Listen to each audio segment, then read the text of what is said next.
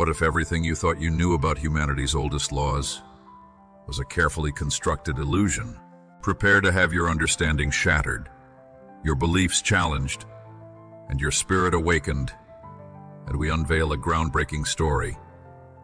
The first and only account of its kind, exposing a truth so profound, so deeply buried, it will leave you speechless. This isn't just history.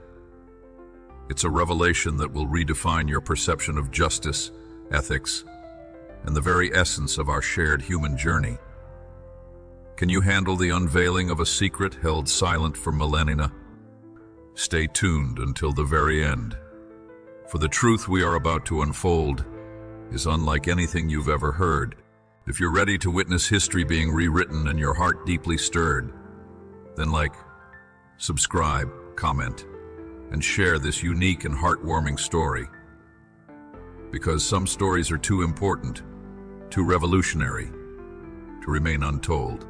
Carved into stone, etched into scrolls, and now scrolling across digital screens. The 10 Commandments have transcended millennia.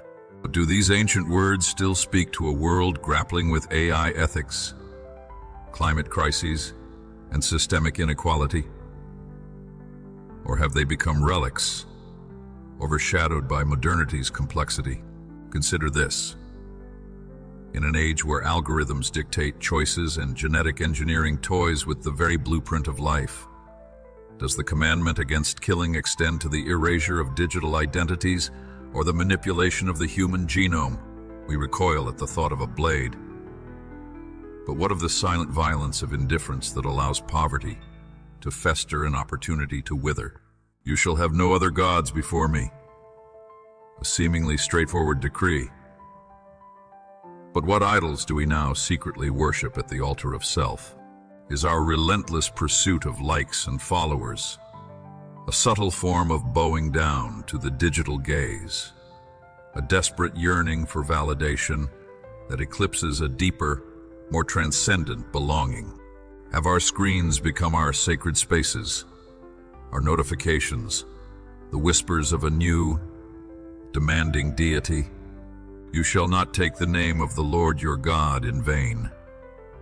We often interpret this as avoiding blasphemous language. But isn't the casual dismissal of the sacred in our everyday conversations, the reduction of profound mysteries to mere opinions, a far more insidious form of taking God's name in vain? Have we become so accustomed to the noise of our own voices that we've lost the capacity to hear the resonant silence of the divine? Remember the Sabbath day, to keep it holy. In our relentlessly productive society, the idea of a day solely dedicated to rest and reflection feels almost like a radical act. But what are we sacrificing on the altar of ceaseless activity? Are we so consumed by doing that we've forgotten how to simply be? Is our inability to pause a symptom of a deeper anxiety, a fear of confronting the stillness within? Honor your father and your mother. In an era that often champions individual autonomy above all else, this commandment can feel antiquated. But isn't the erosion of respect for our elders, for the wisdom accumulated through generations, a dangerous severing of our roots? Are we so fixated on the future that we've forgotten the foundational love and sacrifice that paved our way? You shall not murder, a primal law, seemingly unambiguous. Yet what of the systemic injustices that silently suffocate potential and extinguish lives through lack of access and opportunity? Is our complicity in such systems a form of slow-motion manslaughter, a collective failure to uphold the sanctity of every human life? You shall not commit adultery. In a world saturated with fleeting connections and the commodification of intimacy, this commandment challenges our understanding of fidelity. But isn't the deeper betrayal the fracturing of trust, the erosion of commitment that extends beyond the physical act? Have we confused fleeting pleasure with the profound and enduring bond of true love? You shall not steal. We think of physical theft, the taking of tangible goods. But what of the intellectual property pilfered in the digital realm? The erosion of privacy in the name of progress? The subtle ways in which we take advantage of others' vulnerabilities? Are these not modern forms of theft? Stripping individuals of their dignity and autonomy? You shall not bear false witness against your neighbor. In the age of misinformation and the weaponization of narratives, this commandment carries a chilling resonance. How easily do we participate in the spread of falsehoods, the character assassination conducted through digital platforms? Are we so quick to judge and condemn that we've abandoned the pursuit of truth and the responsibility of bearing honest witness? You shall not covet your neighbor's house. You shall not covet your neighbor's wife, or his manservant, or his maidservant, or his ox, or his ass, or anything that is your neighbor's. This final commandment delves into the inner landscape of desire. This final commandment delves into the inner landscape of desire. In a hyper-consumerist society that constantly bombards us with images of what we lack, isn't the cultivation of contentment a radical act of spiritual resistance? Are we so consumed by what we don't have that we fail to recognize the abundance of blessings before us? These ancient blueprints of justice are not dusty relics. They are a living testament to the enduring questions of what it means to be human, to live in right relationship with God and with one another. They challenge us to look beyond the surface, to plumb the depths of our modern dilemmas with the timeless wisdom etched in stone. The future of human ethics may very well depend on our willingness to wrestle anew with these profound and unsettling truths. The enduring architecture of human dignity.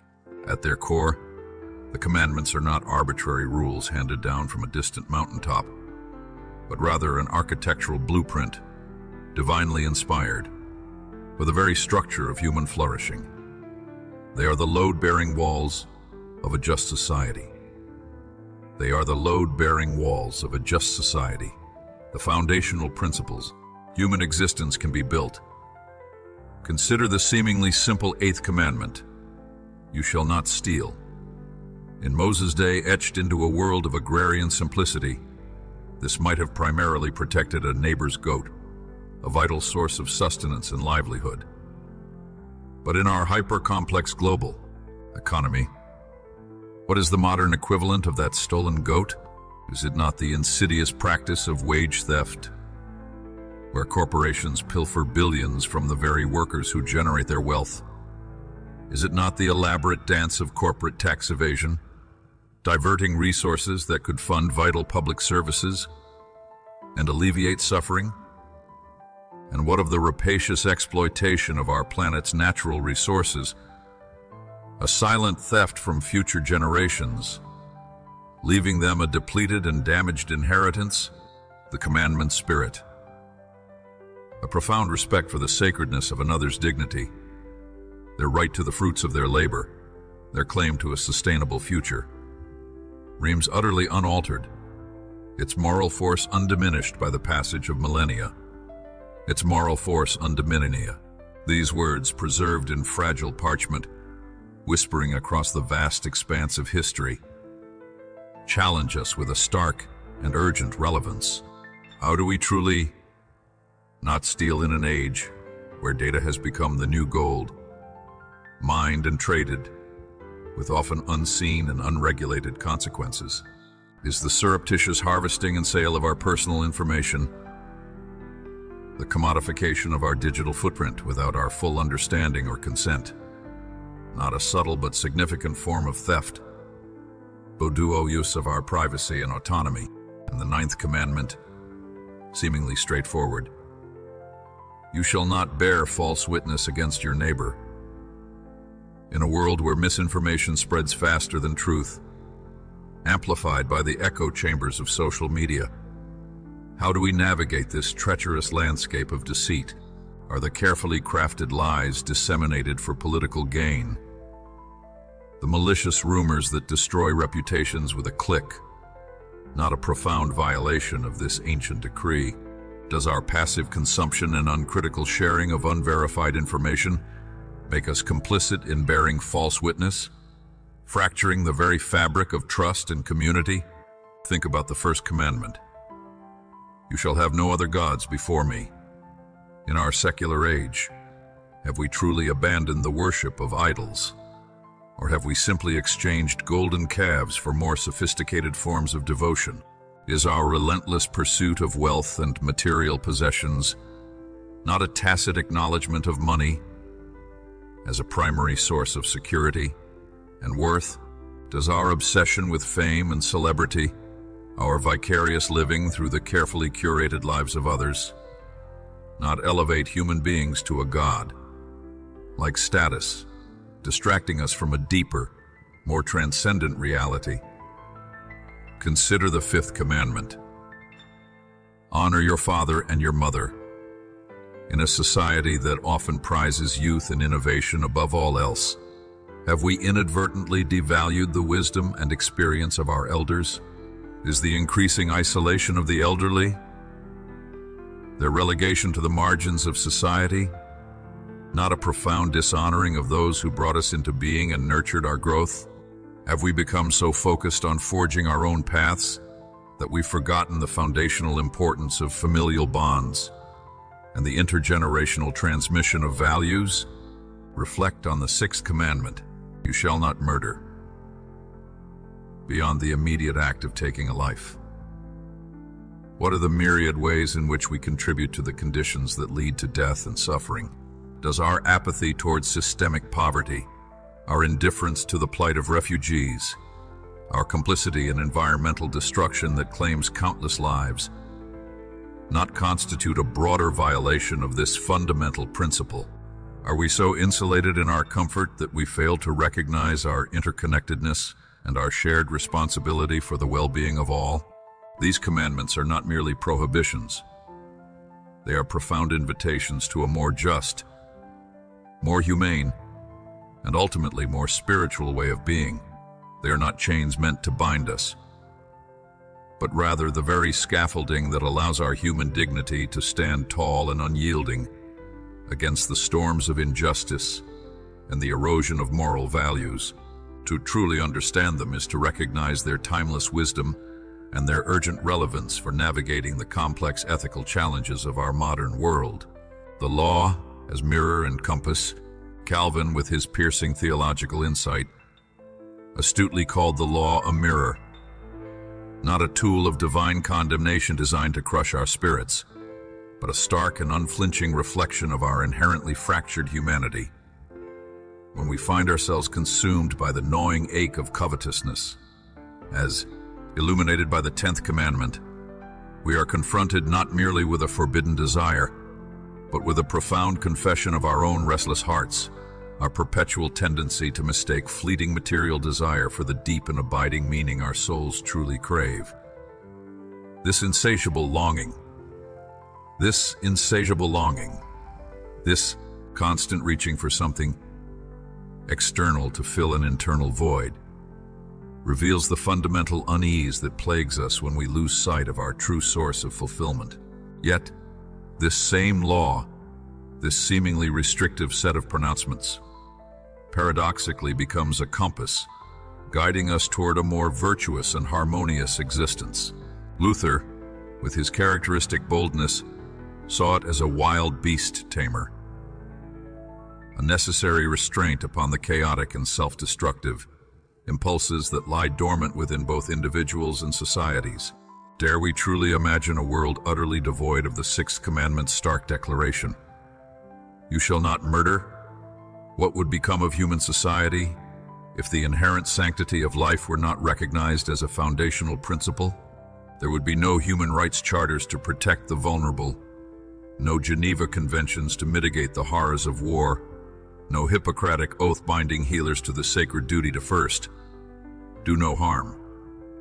The very fabric of civilization, however fragile, would unravel into an abyss of unchecked violence and utter disregard for human life. From the ancient Code of Hammurabi, striving for a semblance of justice in its time, to the Universal Declaration of Human Rights, a testament to humanity's enduring aspiration for dignity and equality. These commandments are undeniably the very DNA of justice, the foundational code upon which our understanding of right and wrong has been built and continues to evolve. They pose a question that resonates with profound urgency in our technologically advanced age. Can laws born in the stark simplicity of the desert, etched onto stone tablets in a world vastly different from our own, truly speak to the intricate complexities of algorithmic bias, where unseen code can perpetuate and amplify societal inequalities with chilling efficiency? The answer, I believe, is an emphatic absolutely, but only if we possess the wisdom and humility to listen, not merely to the literal words inscribed, but to their deeper telos, their inherent purpose and ultimate aim. The enduring vision of a flourishing community, a society where even the least of these, the marginalized, the forgotten, the voiceless, are afforded the dignity and the opportunity to thrive, to realize their full potential as beings created in the image of the divine. Consider the second commandment. You shall not make for yourself a carved image, or any likeness of anything that is in heaven above, or that is in the earth beneath, or that is in the earth beneath, or that is in the water under the earth. In our image, saturated culture, where we are constantly bombarded with carefully constructed realities and the curated perfection of social media, have we not, in a sense, created countless carved images, idols of fleeting beauty, material success, and superficial validation? Are we not in danger of mistaking these shimmering illusions for true and lasting fulfillment, losing sight of the invisible, transcendent reality that lies beyond the surface? Think about the third commandment. You shall not take the name of the Lord your God in vain. Beyond the obvious prohibition against blasphemy, does this commandment not also speak to the profound responsibility we bear in invoking the sacred in our lives? Do we use the language of faith to justify our own prejudices, to demonize those who differ from us, to cloak our self-serving agendas in a veneer of piety? In a veneer of piety? Is this not a far more insidious way of taking God's name in vain, cheapening the profound mystery of the divine through our own flawed and often self-righteous interpretations? Reflect on the fourth commandment. Remember the Sabbath day to keep it holy. In our relentlessly demanding and productivity obsessed world, the very notion of a dedicated day of rest and spiritual reflection can feel like an anachronism, a quaint relic of a bygone era. But have we truly considered the profound spiritual and psychological cost of our ceaseless activity? Are we so driven by the relentless pursuit of achievement that we have lost the capacity for stillness, for contemplation, for simply being present to ourselves and to the world around us? For simply being present to ourselves and to the world around us is our inability to truly rest, not a symptom of a deeper spiritual malady, a fear of confronting the silence within where the whispers of the divine might actually be heard? Consider the seventh commandment. You shall not commit adultery. In our age of readily available and often anonymous digital connections, the boundaries of intimacy have become increasingly blurred. But does the prohibition against adultery extend only to the physical act? What of the emotional infidelity, the secret attachments that erode the foundation of trust and commitment within a relationship? With commitment within a relationship, have we so normalized the fleeting and superficial connections offered by the digital realm that we have lost sight of the profound and sacred nature of true intimacy, the deep and abiding bond that nourishes the human spirit? Think about the implications of "you shall not bear false witnesses" in an age of deepfakes and manipulated media. How do we discern truth from falsehood when technology can seamlessly fabricate realities that were once confined to the realm of imagination? What is our moral responsibility in navigating this new landscape of deception? And how do we protect ourselves and our communities from the corrosive effects of deliberately manufactured lies? And finally, the 10th commandment, the prohibition against coveting. In our consumer-driven society, where advertising constantly bombards us with images of what we supposedly lack, how do we cultivate a spirit of contentment and gratitude for what we already possess? Is the relentless pursuit of more, the constant comparison with the perceived successes of others, not a recipe for perpetual dissatisfaction and a profound impediment to true spiritual growth? These ancient commandments, therefore, are not merely historical artifacts. They are living, breathing principles that continue to hold profound relevance for our contemporary world. They serve as both a mirror, revealing the depths of our human frailties, and a compass, guiding us towards a more just, compassionate, and ultimately more divine way of living. Their enduring power lies not in their literal interpretation alone, but in their capacity to illuminate the timeless truths about the human condition and our fundamental need for connection, meaning, and a life lived in accordance with a higher purpose. Meaning, and a life lived in accordance with a higher purpose. The dynamic dance of law and gospel. In the profound words of Bishop Barron, Christ does not abolish the law, he amplifies its heartbeat.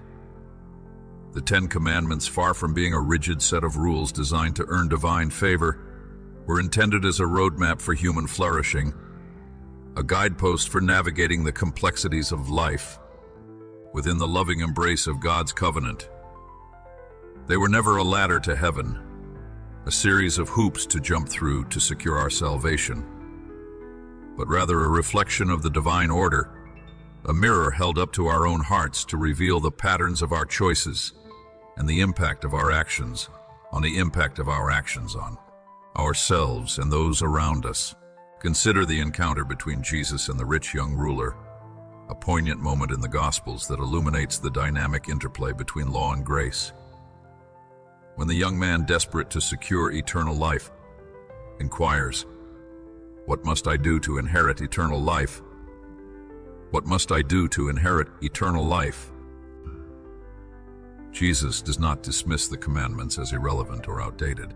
Instead, he challenges the young man to intensify his commitment, to embrace a radical discipleship that transcends mere adherence to the letter of the law. "Sell all that you have and give to the poor, and you will have treasure in heaven, and come follow me." The laws do not covet, do not covet, do not covet, not steal, do not murder, is transformed by the gospel's radical call to cannot out. Love, to love God and neighbor with a selfless, sacrificial love that surpasses all human limitations.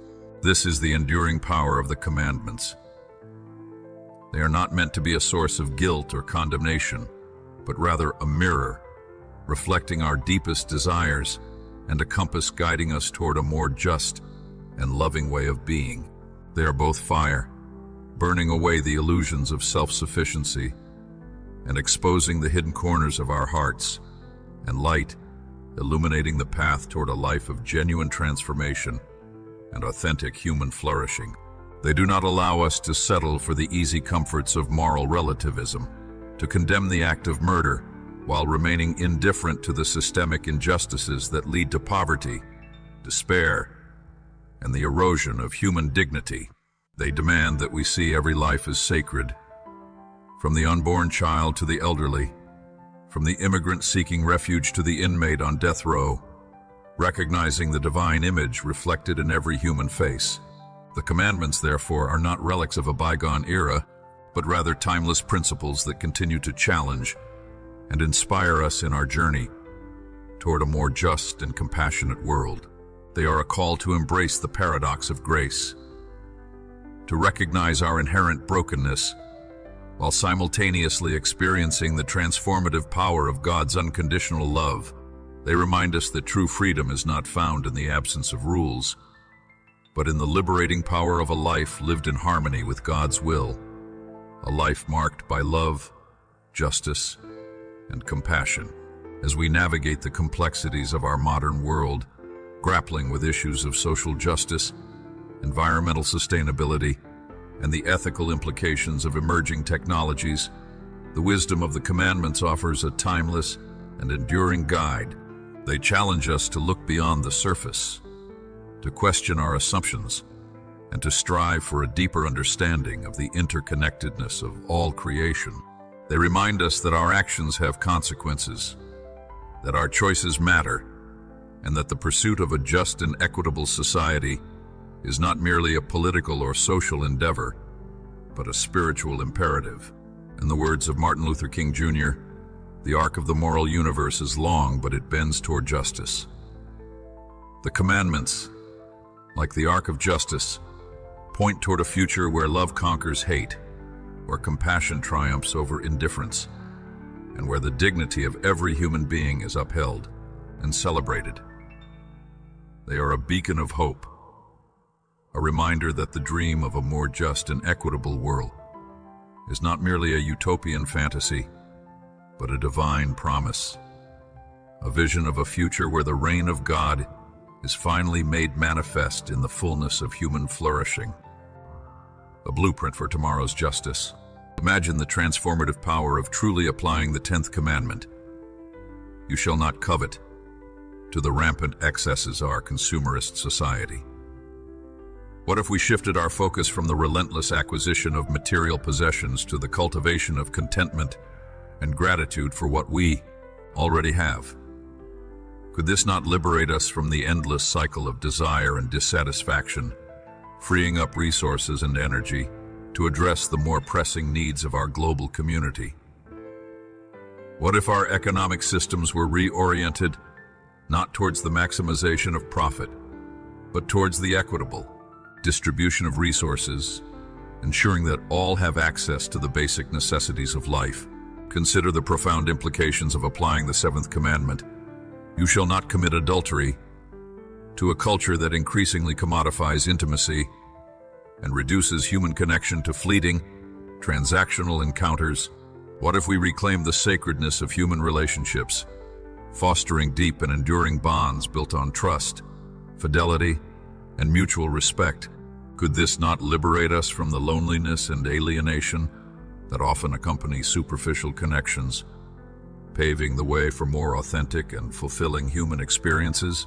What if our digital spaces were designed to foster genuine connection and empathy, rather than the objectification and exploitation of others?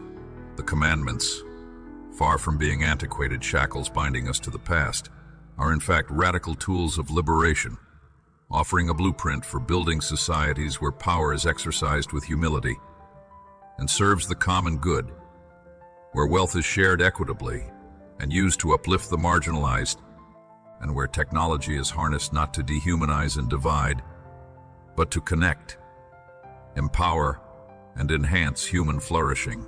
These 10 words, whispered in the smoky haze of Sinai, still resonate with the power of a divine thunderclap. They call us not to passive acceptance of the status quo, but to a sacred rebellion against injustice, against inequality, against any system that diminishes the inherent dignity of the human person.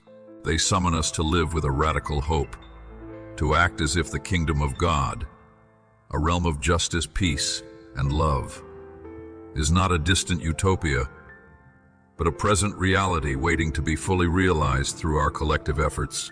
They urge us to be the instruments of that realization, to let justice roll down like waters and righteousness like an ever-flowing stream in our communities, in our nations, and in our world. Thank you for embarking on this profound exploration of the enduring blueprints of justice. If this journey into the heart of the 10 Commandments and their startling relevance to our modern world has resonated with your own search for meaning and a more ethical future, we invite you to join our ethical future. We invite you to join our growing community seeking hope in God. Have these ancient words sparked a new way of seeing the challenges we face? Do you feel compelled to wrestle further with these timeless truths? Subscribe for more thought-provoking theological reflections. Share your own insights and questions in the comments below. Let us continue this vital conversation together, uncovering hope and wisdom in every step of our shared pilgrimage towards a deeper understanding of justice and our role in building it. What revolutionary ideas have these ancient laws ignited within you? Share this video and let's awaken a collective consciousness to the enduring power of these blueprints for humanity.